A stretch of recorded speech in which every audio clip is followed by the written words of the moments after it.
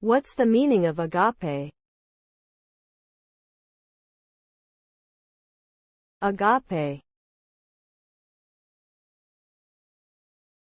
Agape. Agape.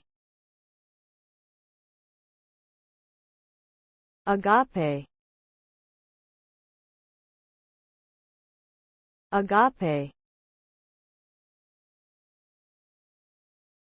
Agape is a Greek word that is often used to describe a type of love that is selfless, sacrificial and unconditional. It is a love that is not based on reciprocity or personal gain, but rather on a desire to serve others.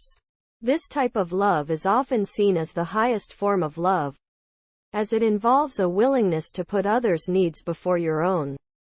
Ultimately, agape love is a powerful force that can bring people together and transform relationships, communities and even the world.